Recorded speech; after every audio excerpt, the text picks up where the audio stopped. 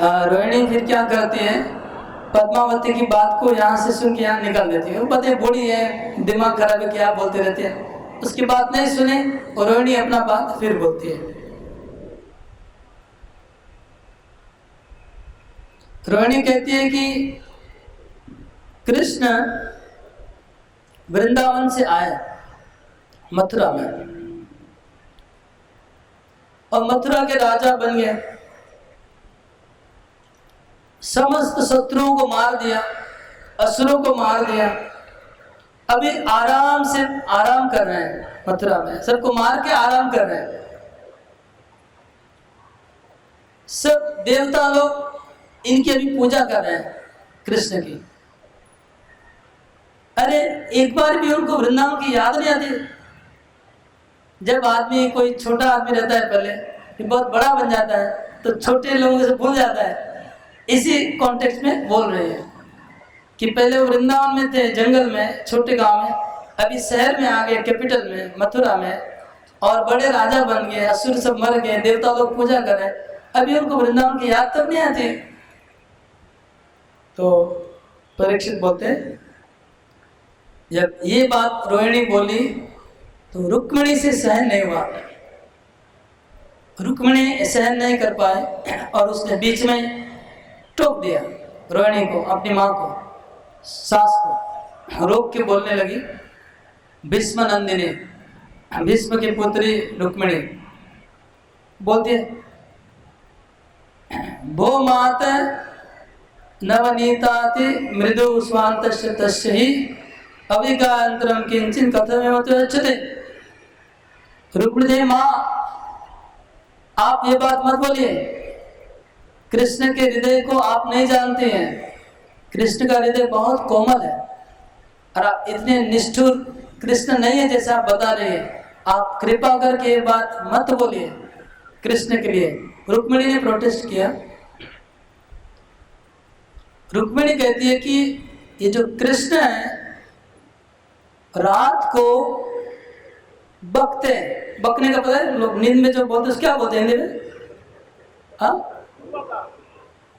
उसने नहीं पढ़ा, आपको पता है क्या बोलते हैं? बोलने को प्रलाप नहीं, रात को नींद में कुछ न कुछ बोलते हैं, बड़बड़ाते। तो कृष्ण रात को बड़बड़ाते हैं, और क्या क्या बड़बड़ाते हैं हम लोग को समझ में नहीं आता है। रुक्मिणी बोलती है, किमपि किमपि ब्रूते रात्रो स्वप्नम अपि नाम भी। कुछ कुछ नाम बोलते हैं, मधुर मधुर नाम, मधुर मधुर वाणी से वो एक एक गायों का नाम उच्चारण करते हैं रात को। कृष्ण द्वारका में 16,000 रानियों के साथ रहते हैं। रात को जब सोते हैं तो नींद में बड़बड़ाते हैं, सपना देखते हैं, और क्या बोलते हैं? गायों का नाम बोलते हैं, मधुर मधुर वाणी से गायों का नाम उच्चारण करते हैं। धेनु आयति, गायों का आह्वान करते हैं, गायों को पुकारते हैं। और फिर गोप बालकों का नाम बोलते हैं, गोपों का नाम, श्रीदाम, मधुमंगल, ये सपना में खेल रहे हैं तो खेलते खेलते जोर से बोल देते हैं तो हम लोग सुन पाते हैं नाम। और कभी कभी वो त्रिभंगी हो जाते हैं कृष्ण, त्रिभंगी होके ऐसे बंसी पकड़ के खड़े हो जाते हैं और सो जाते हैं।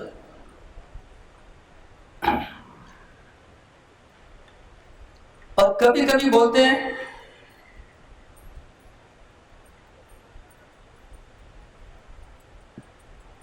माँ थोड़ा मक्खन दो मुझे, ऐसे बोलते हैं, मुझे मक्खन चाहिए। और कभी कभी बोलते हैं, श्री राधे, श्री ललिता, इस तरह से राधा और ललिता का नाम पुकारते हैं। और कभी कभी बोलते हैं, ये चंद्रावली, मेरे उत्तरी को तुम क्यों पकड़ती हो, इस तरह से स्वप्न में बोलते हैं। और कभी कभी कृष्ण रात को रोने लगते हैं, और रोते हैं तो बोलते पूरा हमारा तकिया भीग जाता है, इतने रोते हैं। तो आप बोले कि कृष्ण वृंदावन को भूल गए, जो अभी रोहिणी बोल रही थी, नहीं बिल्कुल गलत है। कृष्ण वृंदावन को भूले नहीं है, कृष्ण सारा रात वृंदावन का याद करते रहते हैं द्वारका में, याद नहीं करते, सपना देखते हैं। और इतना ही नहीं, उनका नाम बोलते रहते हैं सारा रात, राधे, ललिते, गोपाल का नाम, यशोदा माता का नाम। तो केवल कृष्ण वृंदावन के बारे में ही सोचते रहते हैं एक्चुअली, एक सेकंड भी भूलते नहीं है वृंदावन को। और फिर रुक्मिणी कहती है कि आज कृष्ण ने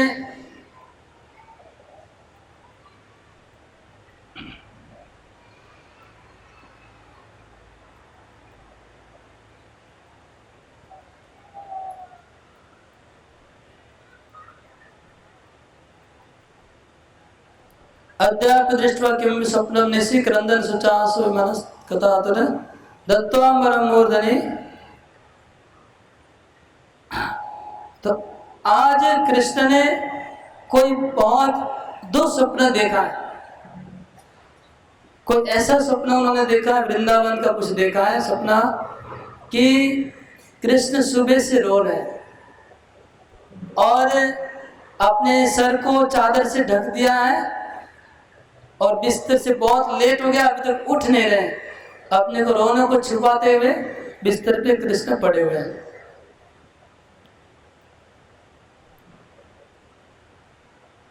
और उनके नित्य कर्म भी आज उनके पोस्टपोन हो गए हैं, सुबह उठ के जो कार्य करने चाहिए वो भी आज कर नहीं रहे हैं, अभी भी सोए हुए हैं, लेट हो गया लेकिन उठ नहीं रहे। तब सत्यभामा बीच में आती है और आके रुक्मिणी को डांट देती है, डांट के बोलती है, ए रुक्मिणी, ऐसे बोली, ए रुक्मिणी क्या बोल रहे तुम, क्या बोले तुम? कृष्ण केवल निंद्रा में केवल ब्रजवासी को याद करते हैं, तुमको पता नहीं है, क्या बोल रहे तुम? इस दिन में भी वृंदावन का नाम उच्चारण करते बकते रहते हैं, दिन में भी वृंदावन को नहीं बोलते हैं। एक्चुअली जो कृष्ण की 8 सखी हैं, 8 जो रानी है, उसमें रुक्मिणी को कहा जाता है कि वो राइट है और सत्यभामा लेफ्ट है। राइट मतलब रुक्मिणी जो है उसको कहते दाहिना और वो बाम। तो बाम स्वभाव का अर्थ ये हुआ, ये सरल है, रुक्मिणी सरल है, और जो सत्यभामा है वो बहुत वक्र है स्वभाव। तो वक्र स्वभाव का अर्थ ये हुआ कि कृष्ण को दोनों में अलग रस होता है, सरल स्वभाव में एक अलग रस मिलता है, वक्र स्वभाव में अलग रस मिलता है। तो सरल स्वभाव मतलब हमेशा कृष्ण को खुशी करने का प्रयास करना, और ये जो सत्यभामा का स्वभाव ऐसा हमेशा कृष्ण को डांटना, मान करना, उनकी बात नहीं सुनना, उनसे झगड़ा करना, ये हमेशा करते रहना, वो हो गया वाम स्वभाव। तो सत्यभामा का वो स्वभाव है वाम स्वभाव, तो उसमें कृष्ण को अलग आनंद मिलता है, अच्छा और श्रेष्ठ आनंद मिलता है। तो सत्यभामा का एक कैरेक्टर है, इसलिए वो बात सीधी बोल रही है, लेकिन वो बोलते बोलते रुक्मिणी को डांट दिया, रुक्मिणी चुप रहो, तुम बोलती है कि केवल कृष्ण रात को सपना देखते हैं, मैं तो बोलती दिन भर सपना देखते हैं। वो दिन में भी केवल वृंदावन की याद करते थे, वृंदावन की बातें करते रहते। सत्यभामा कहती है, किमपि किमपि ब्रुवन् जागृति आत्मचित्ते सहित इव विदते तादृशम तादृशम च। ये सारा दिन कुछ न कुछ बकते रहते हैं, जो चीजें वो रात को भी बक रहे वही चीज दिन में भी बक रहे, दिन में भी वो ब्रजवासियों का नाम बोल रहे, ये करे वो करे। और मैं कहती हूँ हम लोग कृष्ण की जो पत्नी है केवल नाम के वास्ते, सत्यभामा का भाव के लिए हम लोग को खाली नाम से वास्ते हमारे शादी किया है कृष्ण ने। हम लोग वृंदावन की जो गोपियां है ना, और गोपियों की जो दासी है, वो दासियों के बराबर में कृष्ण हम लोग को नहीं प्यार करते। गोपियों की अगर कोई दासी बनेगी, उसको भी कृष्ण हम लोग से ज्यादा प्यार करते हैं, हमारी वाइफ बने फिर भी। इतना उनका मन वृंदावन में डूबा हुआ है कृष्ण का। तो यहाँ पर रोहिणी का जो पॉइंट था वो पूरा खंडन हो गया।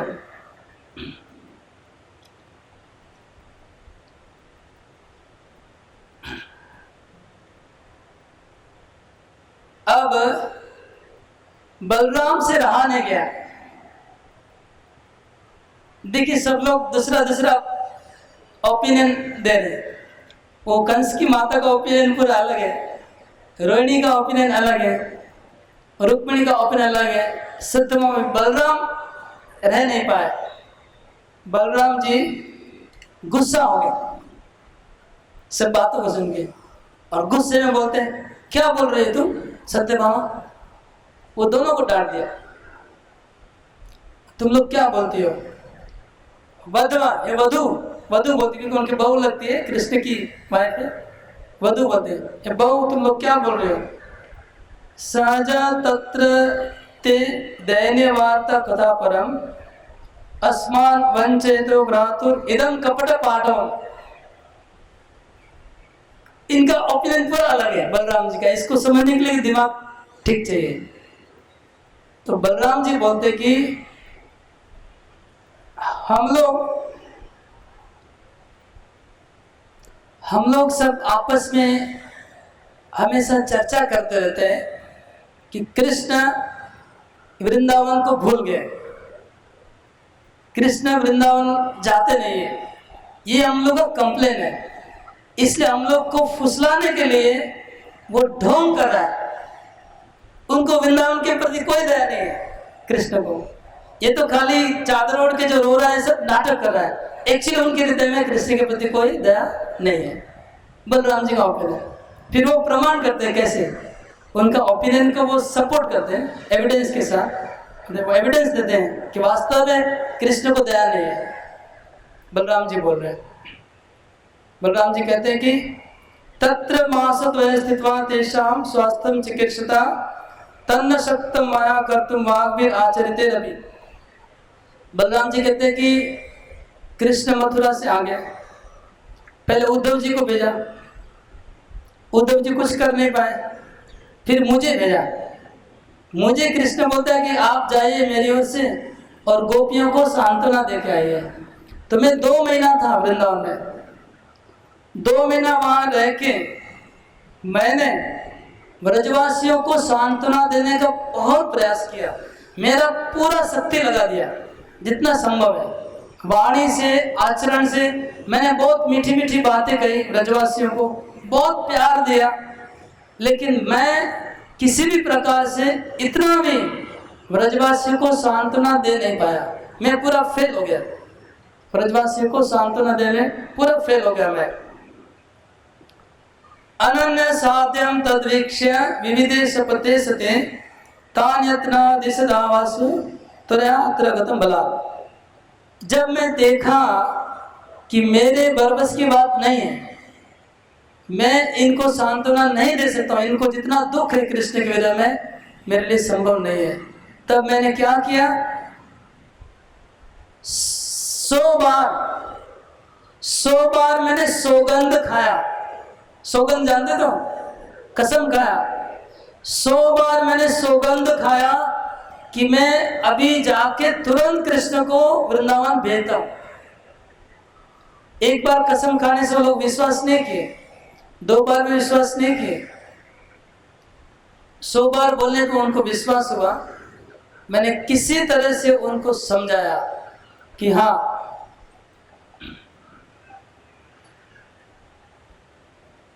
कि मैं जाकर ही तुरंत, बलराम जी को मेरा छोटा भाई है, मैं किसी से उसको समझा के भेज दूंगा, मैं तो कर सकता हूँ, मेरे विश्वास करो, मेरा छोटा भाई है, क्यों नहीं आएगा। ऐसे वैसे बोल के मैंने बहुत मुश्किल से वृंदावन छोड़ के मैं द्वारका आया हूं।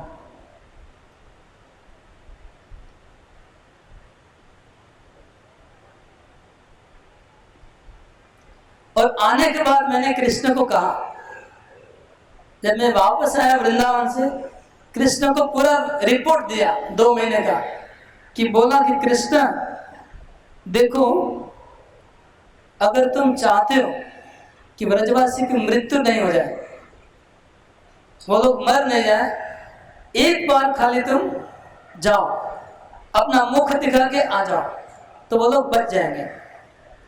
मैंने बहुत रिक्वेस्ट किया कृष्ण को, लेकिन हमको बोले मैं जा रहा हूं, जा रहा हूं, जा रहा हूं, मुंह से केवल जा रहा हूं बोल रहे, लेकिन आज तक गया नहीं कृष्ण। इतना बोलने के बाद भी वो वृंदावन गया नहीं। अभी आप सोचिए, अगर कोई मुंह से बोलता है कि मैं जा रहा हूं और असल में अगर नहीं जाता है, तो उसको आप क्या कपटी नहीं बोलेंगे, उसको ढोंगी नहीं बोलेंगे, तो मैं क्या गलत बोल रहा हूं?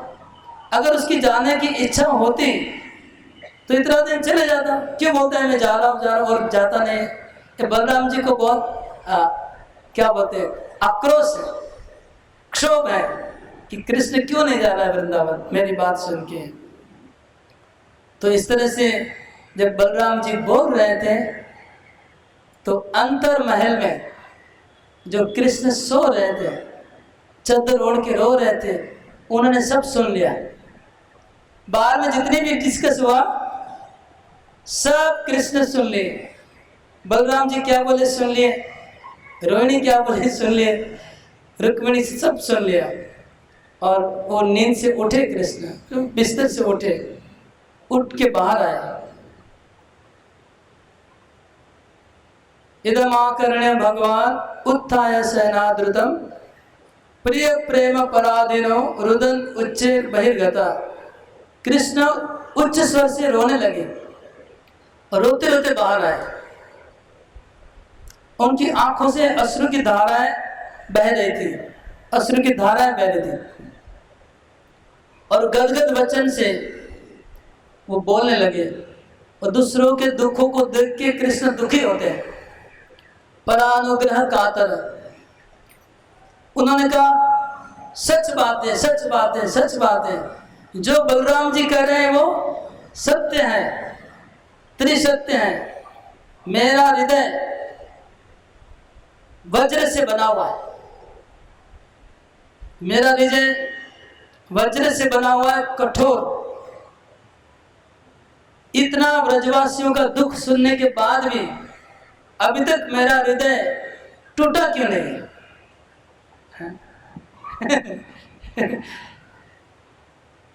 आप सुन रहे कि सब दूसरा कुछ कर रहे थे, सोच रहे हैं? हाँ, सुनिए ध्यान से, दूसरा चिंता छोड़िए। तो इदम अद्यापि द्विना, मेरा हृदय टूट के 2 भाग में टुकड़ा क्यों नहीं हो गया? कृष्ण बोलते ब्रजवासियों का इतना दुख मैं सुन रहा हूं, अभी भी मैं क्यों, मेरा हृदय टुकड़ा नहीं हुआ? इसका मतलब मेरा हृदय पत्थर से बना हुआ है, इसलिए टूट नहीं रहा है। इसलिए बलराम जी सच बोल रहे हैं। बाल्याद आरभ्य तेर्यत्य पालनम विहितम चिरम अपि असाधारणम प्रेम सर्वम तद विस्मृतम मया। कृष्ण कहते मेरे बचपन से लेके किशोर अवस्था तक नंद महाराज ने और यशोदा मैया ने मेरा कितना पालन किया, कितना लालन पालन किया, वो असाधारण प्रेम है। जिस तरह से उन्होंने मेरा सेवा किया है वो असाधारण है। पृथ्वी में और पूरे जगत में कोई ऐसा सेवा नहीं कर सकता है जितना सेवा उन्होंने मेरा किया है। लेकिन फिर भी मैं उनको भूल गया हूँ, मुझे उनको याद रखना चाहिए और मैं उनको भूल गया हूँ।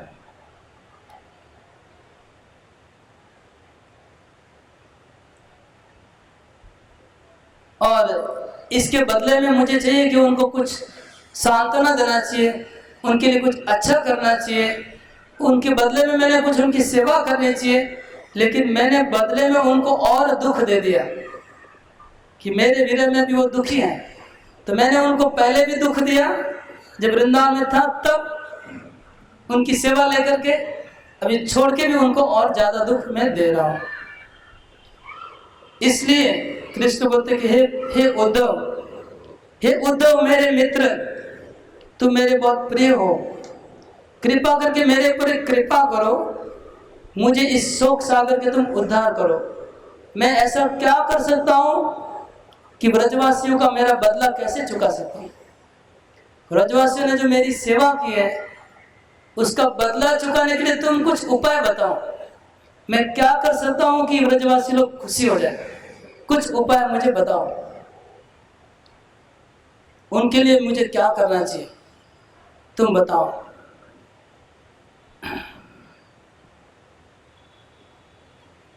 तब देवकी, अभी एक एक चरित्र आ रहा है एक के बाद एक। देवकी अभी तक चुप थी, तो वसुदेव की पत्नी देवकी जो यशोदा की बहुत फ्रेंड है, मित्र सखी है, यशोदा की सखी है देवकी, वो बोलती है, वो बोलती है कि ऐसा करिए, मतलब कृष्ण ने उद्धव को कहा कि उद्धव तुम कुछ रास्ता बताओ, क्या करने से ब्रजवासी खुशी होंगे। तो देवकी बीच में बोलती है, देवकी बोलती है कि देखिए आप ऐसा करिए, एक लिस्ट बनाइए कि ब्रजवासियों को क्या क्या चाहिए, वो सब हम कुछ दे देंगे उनको। तो ब्रजवासी क्या अपेक्षा कर रहे हैं हमारे से। हमने अपने बेटे को तो वहां भेजा था पालन करने के लिए, 11 साल उन्होंने पालन किया, अब हम वापस लेके आए अपने बेटे को, तो उसके बदले में लोगों को क्या चाहिए बताइए, हम दे देंगे। क्या भाव प्रकट हो रहा है इनका। तो इसके बीच में कंस की माँ, कंस की माँ जो है पद्मावती, वो डर गई, डर गई। अरे ये लोग कहीं बहुत ज्यादा धन दे देंगे, ज्यादा पैसा दे देंगे तो मेरा बेटा कंस भिखारी बन जाएगा। मेरा कंस तो है नहीं, मेरा हस्बैंड उग्रसेन जो कंस का बाप है, हमारी राजधानी कम हो जाएगी, कुछ हमारा धन कम हो जाएगा अगर ये लोग सब कुछ दे देंगे। तो इस डर से वो कंस की माँ बोलने लगी बीच में। जब देवकी ने बोला कि क्या क्या चाहिए उनको बताइए हम दे देंगे, तो पद्मावती बोली अच्छा, वो बोलती है वो उग्रसेन की पत्नी है और बूढ़ी है और ठीक से सुन नहीं पाती हूँ।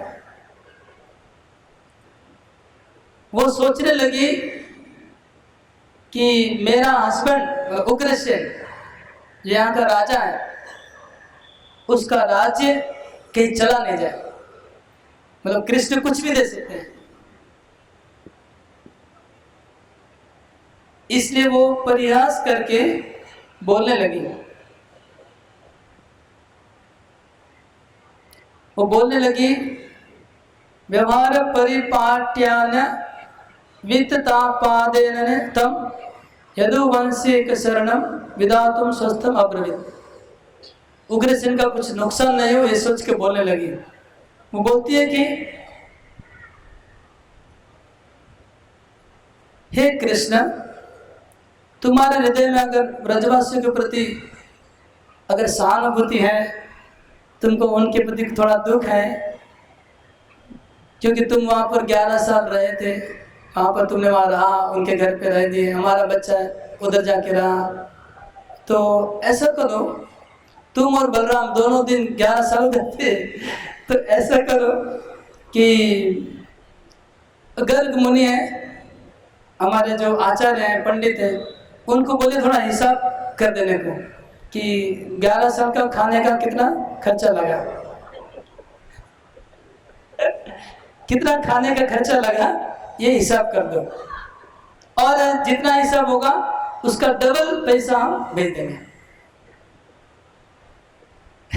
क्या दुष्ट बुद्धि। तो ये, और लेकिन हिसाब करने वक्त याद रखना कि हमारा बेटा 11 साल वहां पर काम करता था, ऐसे बैठा नहीं था, गाय चलाता था, उसका उसमें थोड़ा माइनस करके करना है, फ्री में नहीं खाया।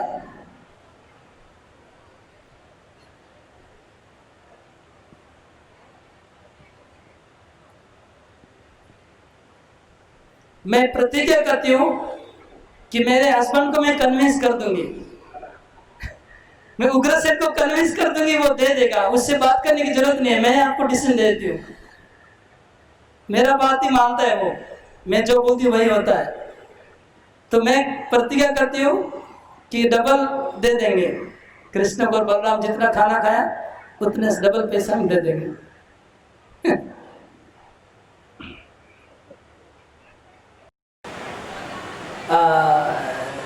कृष्ण जब सुन रहे थे सब, उन्हें सुनी अनसुनी कर दी। कृष्ण को पता है बूढ़ी है, क्या बोलती रहती, बकती रहती, कृष्ण ने उसकी सुनी अनसुनी कर दी। और कृष्ण उद्धव को फिर से बोलने लगे। कृष्ण उद्धव को कहते हैं, हे उद्धव, आप परम विद्वान हैं, आप कहिए कि ब्रजवासी क्या चाहते हैं। ये तो सब लोग स्पेकुलेशन कर रहे हैं, देवकी बोलती कि ये करो, पद्मावती बोलती ये कर दो। अच्छा आप ही बताइए कि ब्रजवासी एक्चुअली क्या चाहते हैं, तब हम लोग लिस्ट बनने का बाद में आएगा बात। पैसे का हिसाब बाद में होगा। ब्रजवासियों की इच्छा क्या है आप बताइए, वो तुम तो गए थे उधर, उनकी क्या इच्छा। उद्धव कहते हैं, न राज राजेश्वरता विभूतिर न दिव्य वस्तु निजते भवता न कामयन्ते न दपीह किंचित अमुत्र च प्राप्य मृते भवन्तम। हे कृष्ण, उनको राज राजेश्वर की विभूति नहीं चाहिए, वो कहीं राजा नहीं बनना चाहते, राज राजेश्वर नहीं बनना चाहते, राजा से कोई ऐश्वर्य उनको नहीं चाहिए, कोई स्वर्ग की वस्तु भी उनको नहीं चाहिए, उनको कुछ भी नहीं चाहिए, केवल आप चाहिए, उनको केवल कृष्ण चाहिए। कृष्ण के अलावा और कोई भी चीज देंगे उनका समाधान नहीं होगा। कृष्ण के अलावा उनको और कुछ भी नहीं चाहिए, केवल कृष्ण चाहिए। तो फिर उद्धव जी बोलते कि मैं आपको सलाह देता हूँ, अच्छी बात होगी। अवधान प्रसादोत्र क्रियतां ज्ञापयामि तत् पश्चात विचार कर्तव्यम स्वयमेव विधोचितम्। आप मेरी बात ध्यान से सुनिए, उसके बाद आप निर्णय करिएगा कि उनको क्या देना है। मेरा वक्तव्य सुनिए, ब्रजवासी के बारे में मैं बोलता हूँ।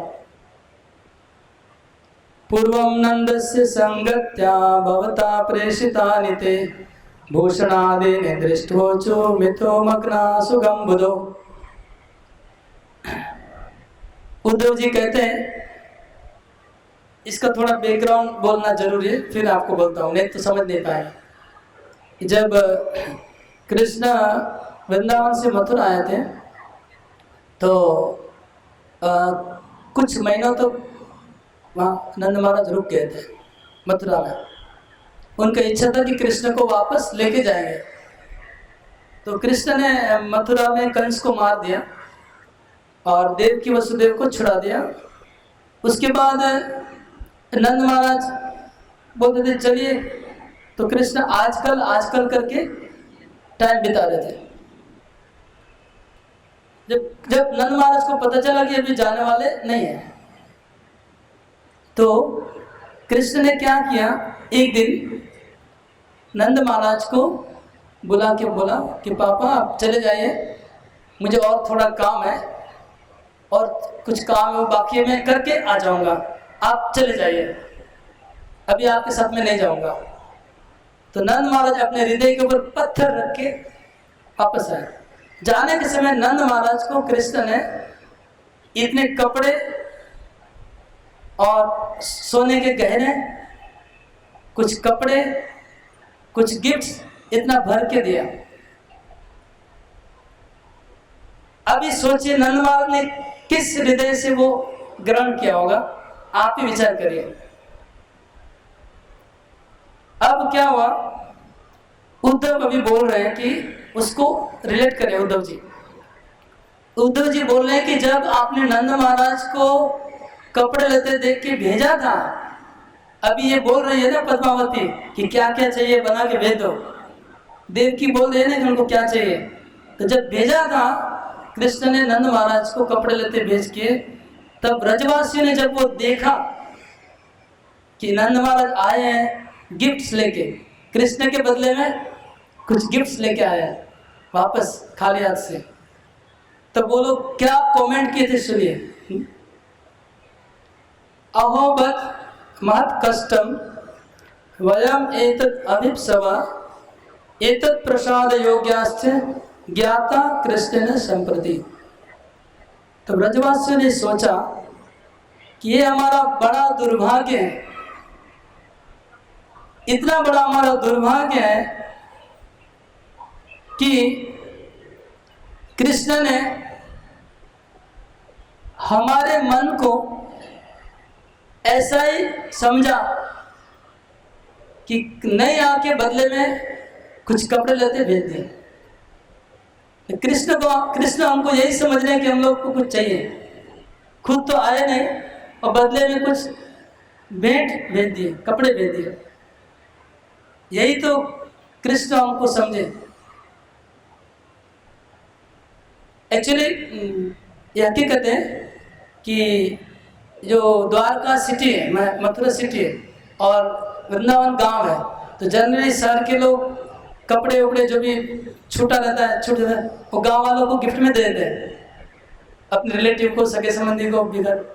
तो उसी तरह का यहाँ पर थोड़ा सा झलक आ रहा है कि कृष्ण ने अच्छे अच्छे कपड़े गांव में भेज दिए गांव वालों को पहने हुए। तो ये देख के उनको बहुत कष्ट हुआ कि कृष्ण हम लोग को इसी लायक समझ रहे हैं। कृष्ण ने हमको इसी के लायक समझा। तो व्रजवासियों ने सोचा कि ये जो घड़ी आई इसके पहले हमारी मृत्यु क्यों नहीं हो गई, कि कृष्ण एक कपड़ा उपड़ा देके अपने नंद महाराज को भेज दिया, हम लोग को इसी लायक समझा, इससे अच्छा होता इसके पहले हम लोग मर जाते क्यों नहीं।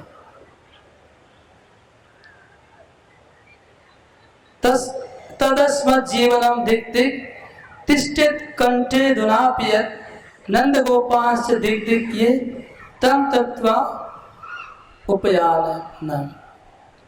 धिक्कार है हम लोग को, धिक्कार है। ब्रजवासी बोले कि धिक्कार है हमको कि हमारे प्राण निकल क्यों नहीं गए, कंठ में क्यों अटक जा रहे हमारे प्राण, बाहर क्यों नहीं आ रहे। और धिक्कार है नंद महाराज को। ब्रजवासियों ने कहा धिक्कार है नंद महाराज को जो कपड़े लेते लेके कृष्ण को छोड़ के वृंदावन आ गए। उनको इतना बुद्धि नहीं है, उनको कुछ बोल नहीं पाए कृष्ण को, क्यों लेके आ गए कपड़े वपड़े से। वो लोग नंद महाराज को बहुत डांटे ब्रजवासी लोग कि आपको भी धिक्कार है, आप खाली हाथ क्यों आए कृष्ण को और क्यों नहीं लेके आए। फिर यशोदा माता को जब पता चला कि नंद महाराज आ गए, सब ग्वाले आ गए मथुरा से खाली हाथ और कृष्ण साथ में नहीं आए, यशोदा माता को इतना दुख हुआ को मृत प्राय हो गई, मृत प्राय हो गई और उन्होंने खाना पीना बंद कर दिया, खाना छोड़ दिया। और नंद महाराज अपने आप को इतना गिल्टी फील करने लगे, अपने आप को इतना अपराधी समझने लगे कि मेरे से बहुत बड़ा अपराध हो गया, क्योंकि सब लोग उनको डांट रहे थे, सब लोग उनको कोस रहे थे कि आप लेके गए थे कृष्ण को और बोले थे हम वापस लेके आएंगे। तो नंद महाराज को अपराधी समझने लगे अपने आप को, और अपराधी समझ के उन्होंने यशोदा मैया से बात करने की हिम्मत नहीं हुई। नंद महाराज को यशोदा से बात करने की हिम्मत नहीं हुई और 3 दिन तक नंद महाराज यशोदा से बात नहीं किए और यशोदा माता खाना नहीं खाए, कुछ पान नहीं किया।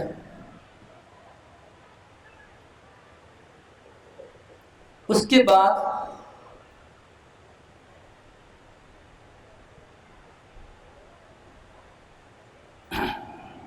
असत्योप्य शोकार्तो व्रज प्राण नवन गतान भवतस्तत्र यानोक्तिम ग्राहयन शपथोत्करे दर्शन युक्ति चातुर्यम अमुनेवम अशांतवयन।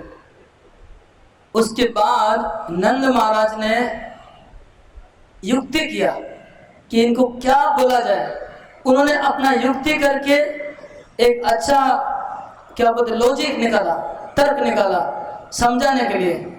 तो तर्क क्या निकाला?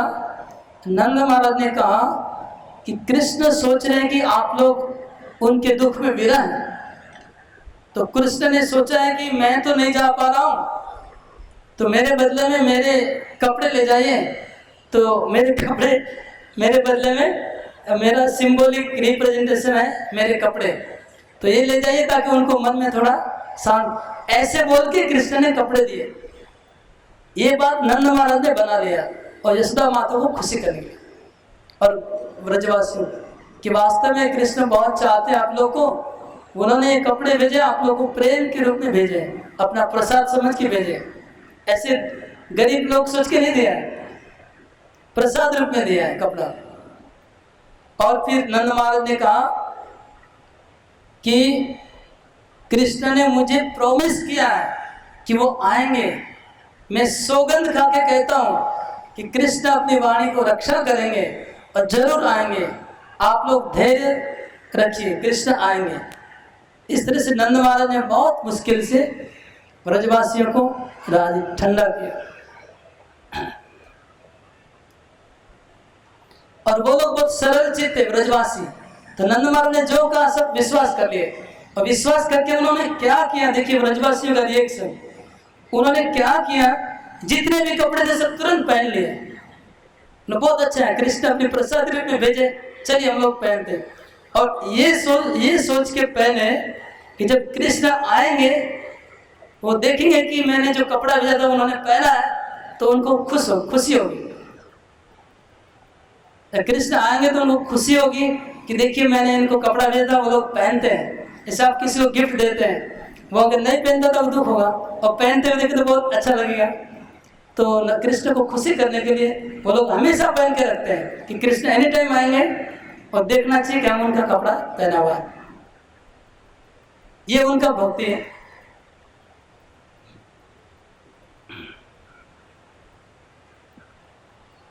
लेकिन हे बलराम, हे उद्धव जी बोलते कृष्ण को, उद्धव बोलने कृष्ण को उपाय बताने वाले थे। तो उद्धव जी बोलते लेकिन तुम गए नहीं, इतना कुछ होने के बाद तुमने गया नहीं और मुझे भेज दिया, मुझे बोला कि तुम जाओ। और मैं जब गया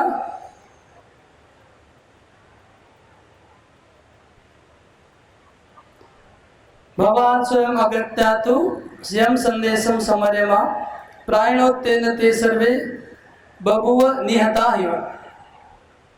जब आप खुद नहीं जाके मुझे भेज दिया था संदेश लेकर के, कृष्ण का संदेश लेके, जब मैं उधर गया तो वो लोग निहता एवं, वो लोग प्राय मर गए, मृत प्राय हो गए। पहले तो उनको आशा थी कि कृष्ण आ जाएंगे, क्योंकि नंद महाराज ने कहा आएंगे। लेकिन जब मुझे वो लोग देखे तो उनको समझ में आ गया कि कृष्ण धोखा दे दिए, आए नहीं, इनको भेज दिया, तो और मृत जैसे हो गए। तया दृष्टिया मया तत्र भवतो गमनम ध्रुवम प्रतिज्ञाय प्रयत्नात जीवयित्य समागतम।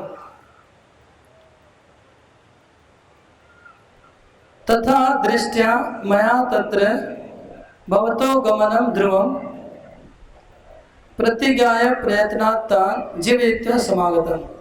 इसलिए मेरा कहना यह है कि आपको तुरंत व्रत जाना चाहिए, और कोई सॉल्यूशन नहीं है। और उनकी प्राणों की रक्षा करनी होगी आपको जाकर के।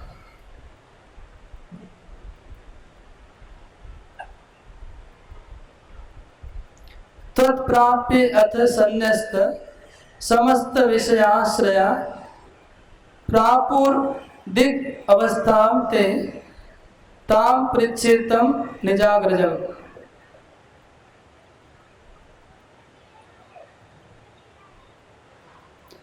फिर मैंने व्रजवासियों को कहा था कि मैं जाके तुरंत कृष्ण को भेजता हूँ। उद्धव जी बोल रहे हैं, मैं कहा था कि मैं कृष्ण को भेज दूंगा, लेकिन क्या हुआ, उनको अभी तो विश्वास नहीं हुआ, इसलिए वो लोग ने खाना पीना भोग ऐश्वर्य सब छोड़ दिया। और उनकी अवस्था कैसी है ये भी बलराम से पूछ लो।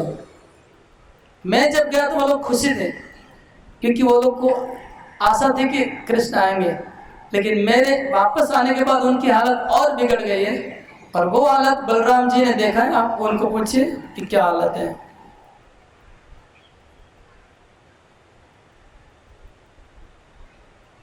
तत् इच्छेद महादुखा संकया मलापिता निश देवकी भीष्मजादेना मुखान्यवनतान्यग क्षरदस्राणि सस्न्य विलोक्य मृदुलाशय मसी कर्प पत्राणि व्यग्रतोयाचत संज्ञा। तब जैसे ही उद्धव जी ने बोला कि मुझे लगता है आपको जाना चाहिए, ये बात सुन के, ये जैसे ये बात बोले उद्धव जी कि कृष्ण आपको जाना चाहिए, ये बात सुन के देवकी, रुक्मिणी, सत्यभामा सबका मुख एकदम दुख में चढ़ गया। अरे कृष्ण चले जाएंगे, वो लोग बहुत दुखी हो गए, उनका फेस पूरा म्लान हो गया और उनको लगा कि कृष्ण अगर एक बार व्रज में जाएंगे कोई चांस नहीं वापस आने का, लास्ट टाइम के लिए हम लोग कृष्ण को खो देंगे। ये चिंता हो गई देवकी को, रुक्मिणी को, सत्यभामा को। जब कृष्ण ने देखा कि माता का मुख ऐसा हो गया, रुक्मिणी का मुख ऐसा हो गया, तो उनको दुख नहीं देने के लिए कृष्ण ने कहा अच्छा ठीक है ठीक है ठीक है, एक पेपर कागज कलम लेके आओ। उद्धव को बोला एक कागज कलम लेके आओ और मैं थोड़ा चिट्ठी लिखता हूँ, हाँ ये तुम चिट्ठी थोड़ा दे के आओ वृंदावन में, मैं लिखता हूँ इसमें कि मैं बहुत शीघ्र आ रहा हूँ, आप लोग थोड़ा वेट करिए। ऐसा कृष्ण ने कहा। ऑलरेडी एक बार उद्धव को भेजा चिट्ठी लेके, फिर बलराम को भेजा, अभी फिर बोल रहे कि एक कागज कलम लेके आओ, मैं चिट्ठी लिखता हूँ। प्रेम पत्रम एवं आश्वासनम प्रेम पत्रम प्रेषयितुम व्रजे स्वहस्तेनैव लिखितम तच्च ग्राढ़ प्रतीयते। कृष्ण बोलते कि मैं एक प्रेम पत्र लिखता हूँ और अपने खुद हाथों से लिखता हूँ ताकि उनको विश्वास आ जाएगा, अपने हाथ से लिखूंगा। तो जब ऐसा कहा तब उद्धव जी समझ गए कि अगर ये प्रेम पत्र जाएगा तो ब्रजवासियों की क्या हालत होगी। वो तो उद्धव जी तुरंत समझ गया, मतलब ये लास्ट अंतिम बाण था मरने के लिए ब्रजवासियों के लिए, ये प्रेम पत्र। तो उद्धव तुरंत बोले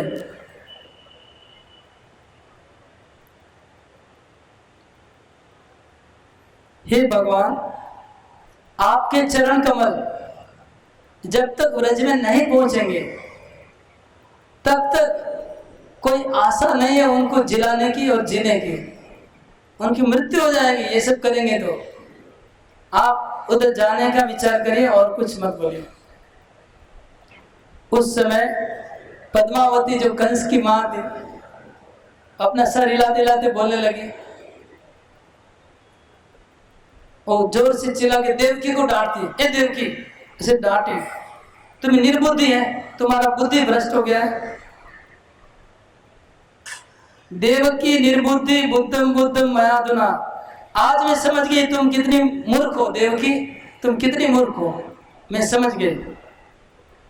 चीरम गोरस दालेना यंत्रितो उद्धवस्ते सहायता सुतम गोपा न्यायत्व पुनर्वने भीषणे दुर्गमे दुष्ट सत्व जुष्टे सकंड के सुरक्षितुम इच्छन्ति धूर्ता पशु गणा निजान। बोलती है कि देव की निर्बुद्धि, तुम लोग मूर्ख हो, तुम लोग चीटिंग समझ ले रहे हो, क्या तुम करने वाले हो। अगर कृष्ण ये जो उद्धव है ये जब वृंदावन गया था वो लोग उसको गोरस पिला पिला के उसका दिमाग ब्रेन वॉश कर दिया। उद्धव की बात में मत आओ, जो बक रहा है उसको सुनो मत। अगर हम लोग कृष्ण को अभी वृंदावन भेजेंगे तो वो लोग उसको गाय चराने के काम में लगा देंगे फिर से, और वो जंगल में, कांटे वाले जंगल में भेजेंगे गाय चराने को। उसको खाना ठीक से नहीं देंगे, और उनकी अपनी गाय को हमारे लड़के से चराएंगे। बेंगोली में एक प्रवाद है, परे मस्त नीचे खेत पर। तो ये कृष्ण को अपनी खुद की गाय चराने के काम में लगा देंगे वो लोग। उनके पास मैं सुना हूं कि कृष्ण इधर आने के बाद बहुत गायें मर गई है, कि कृष्ण को गाय चराना अच्छा था, वो लोग आता नहीं है, इसलिए कृष्ण को बुलाना चाह रहे हैं गायों को जिलाने के लिए। तत्श्रुत्वा कुत्सितम वाक्यम असक्ता सोडु मंदिसा यशोदाया प्रेस की राम माता प्रकोपिता।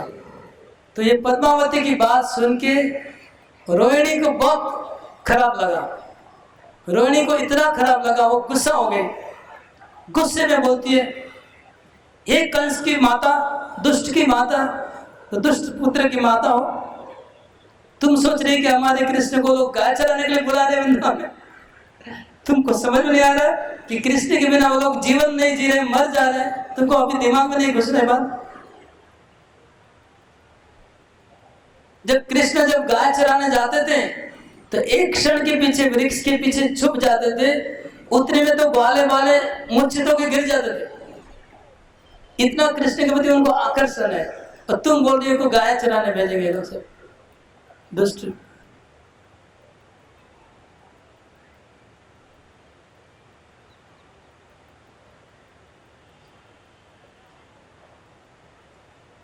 अभी वृंदावन की महिमा गाने लगी रोहिणी। व्रजस्थितानां त्वरेव काल रात्रि भवेदे कलवो युगं च रविरजो वर्त्म च पश्यतामो दशा च काचिन् मुरलीं च शृण्वताम्। वृंदावन के व्रजवासी हैं, वो कृष्ण के विरह में एक क्षण उनको एक युग के बराबर लगती है।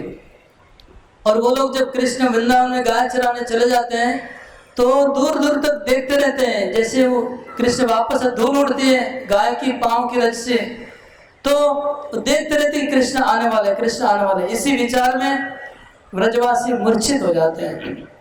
अयम तद्विपिनेषु कौतुकाद् विहर्तुकावा पशु संग संगता वयस्य परमेश सर्वतोटितुं प्रयाति नित्यं स्वयमग्रजान्विता। जब कृष्ण वृंदावन में जाते हैं तो एक्चुअली गाय चराने नहीं जाते हैं, वो तो खेलते कूदते रहते हैं जंगल में। गाय तो अपने आप इतनी सीधी माँ की गाय है कि खुद चरने चली जाती है और खुद वापस आ जाती है, उनको कुछ करना नहीं पड़ता है। कृष्ण तो खेलते रहते हैं सारा दिन ग्वालों के साथ। वृंदावन बहुत सुंदर है, वृंदावन की सुंदर है, तुमको क्या बताऊं मैं, उनकी महिमा क्या बताऊं। यत्रामित अम्बु विहंगनाना कुले कृतालावलि विभ्रमेण विचालितानां कमलोत्पलानां सदांसि गंधे विलसज्जलानि। वहाँ के तरह तरह के पंछी हैं, तरह तरह के पुष्प हैं, फल वाले वृक्ष हैं, सुंदर सुंदर सरोवर हैं जिसमें कमल फूल खिले हुए हैं। तो वहाँ का सौंदर्य का वर्णन करते। वहाँ पर यमुना नदी है, यमुना नदी पूरे व्रज की शोभा बढ़ा रही है, व्रज को कृष्ण प्रेम से भिगा रही है यमुना नदी। इतना सुंदर वो वृंदावन है। दिव्य पुष्प फल पल्लव, इसके द्वार वृक्ष झुक जाते हैं फूल फलों से और कृष्ण को नमस्कार करते रहते हैं। हाँ, कोकिल की ध्वनि होती है। और वृंदावन के बारे में बोलने लगी, वहां पर गाय है, वहां पर गोवर्धन है, वहां पर कृष्ण बहुत आनंद पाएंगे, उनको कोई कष्ट नहीं होगा जाने से। रोहिणी का ये करना था। तब वो अब कृष्ण जब पद्मावती बोली कि हाँ हाँ हमको पता है, अब हमने सुना है कि वहां पर गाय सब मर गई है, इसलिए कृष्ण को बुला रहे। तो जैसे ही कृष्ण ने सुना कि वृंदावन की गाय मर गई है, ये कान में जैसे उनके शब्द गया, तुरंत कृष्ण इतने व्याकुल हो गए कि शोक और दुख से व्याकुल होकर के तुरंत मूर्छित होके जमीन पे गिर गए कृष्ण।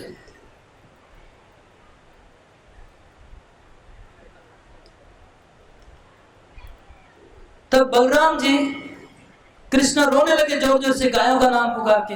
ये देख के बलराम जी को भी व्रज की याद आ गई, वो भी जोर जोर से रोने लगे। जो कृष्ण बलराम को रोते हुए देख करके फिर बलराम जी कहते हैं कि अरे गायों की बात छोड़ दो कृष्ण, गाय मर गई है इतना नहीं है, वहां पर पशु पंछी वृक्ष नदी पहाड़ तुम्हारे एब्सेंस में सब कुछ प्राणहीन हो गया है, पूरा वृंदावन सूख गया है, वहां पर लाइफ नहीं है।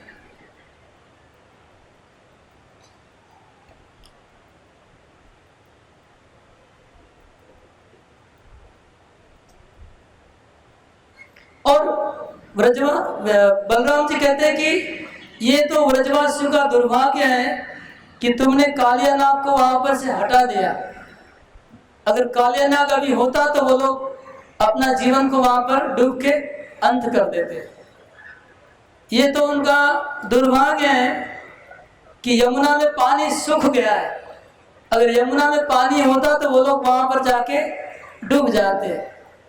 ये तो उनका दुर्भाग्य है कि गोवर्धन एकदम नीचा हो गया है, अगर गोवर्धन ऊंचा होता तो वहां पर से जंप करके वो लोग अपना जीवन को खत्म कर देते।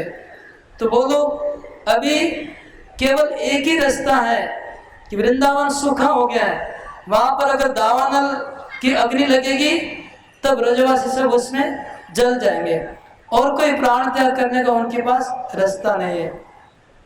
ये जब सुने तो कृष्ण ने बलराम का गला पकड़ा और रोते रोते रोते कृष्ण बलराम दोनों गिर गए। और कृष्ण बलराम जब रोने रोते गिर गए, उनको देख के देवकी भी रोने लगी, मूर्छित हो गई, रोहिणी रोने लगी और रुक्मिणी सत्यभामा सब लोग रोने लगे। और इनका रोने का स्वर सुन के उग्रसेन और यादव लोग सब आ गए, वो लोग भी सब रोने लगे। अब पूरा द्वारका रोने लगा और इनका जो रोने का स्वर था वो आकाश में चला गया।